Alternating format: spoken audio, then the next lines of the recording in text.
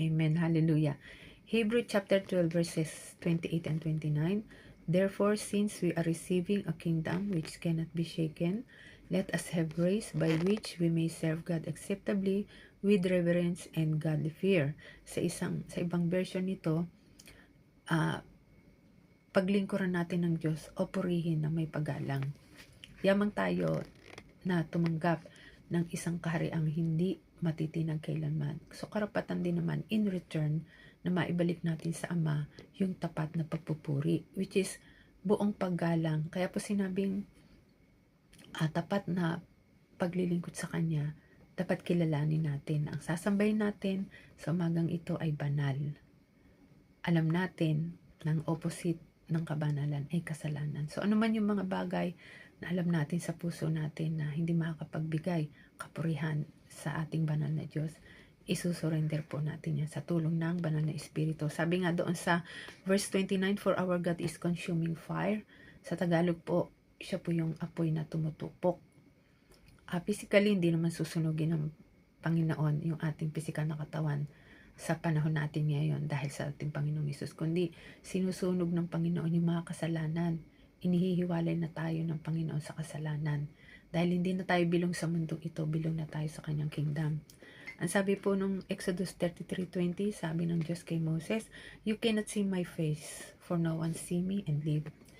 Walang sino mang nakakita pa ng mukhaan sa Diyos, dahil ang nature niya signifies God, absolute divine glory and holy.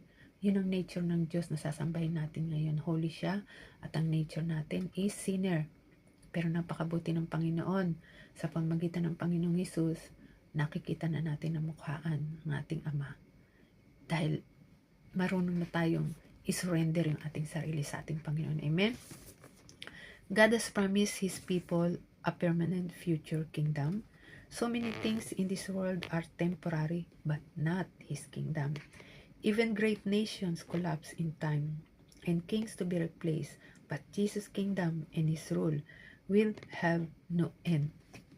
Kahit pa pinaka magandang lugar o ang pagkakakilala ng maraming tao, ito yung kingdom na pinakamatibay. Kahit pa saang material gamit yan para i-build mo, magkukulaps at magkukulaps yan. Sino man yung pinakamakapangyarihan sa mundong ito na kinikilala ng tao, magkukulaps at magkukulaps. Kahit pa yung pinakamagaling para sa iyo na hari o presidente, kahit pa sabihin mo, ito yung pinakamatalino, ito yung pinakamahusay na presidente sa buong daigdig, magkukulaps yan. Dahil sa mundong ito, walang forever. Our future is secure, and we are on unshakable ground in His kingdom. Kahit ano pa ang mga nangyayari sa mundong ito, kahit ano pa yung battles mo, hindi ka basta ma-shake. Dahil kabilang ka sa unshakable kingdom ng ating Panginoon. Secured ka sa presensya ng ating Panginoon Hesus. We are all privileged, and there is no greater privilege than being part of God's unending kingdom. Sabi nga ng 1 Peter 2:9, but you are chosen people, a royal priesthood, a holy nation, a people belonging to God, that you may declare the praises of Him who called you out of darkness into His wonderful light. Di ba tayo, nung nasa mundo pa, baliwala sa atin ang magkasala, di ba? Slave tayo ng sin. Wala tayong pakialam kung nakakasakit tayo or kung tayo yung binato at sinaktan, gumaganti tayo ng mas masakit. Ganoon ang mundo natin noon, madilim. Pero ang ginawa ng Panginoon, inalis niya tayo sa kadiliman, dinala niya tayo sa kaliwanagan. Sabi ng John chapter 8 verse 12, sabi ng Panginoong Hesus, whoever follows me will never walk in darkness but have the light of life. Conclusion, the promise is a great one. No matter what the kingdoms of this world do, how many of them collapse, how many kings rule over them, our future is not dependent on this current kingdom and kings.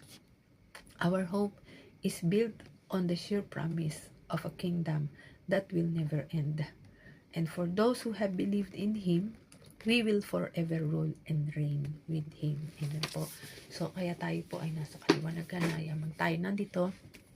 Yun po yung purpose natin. Kilalanin natin. Ang pupurihin natin ay banal. I-worship natin siya na may buong paggalang sa pamagitan ng pag-surrender ng mga bagay na alam natin. Hindi siya mag-glorify. So, let us all pray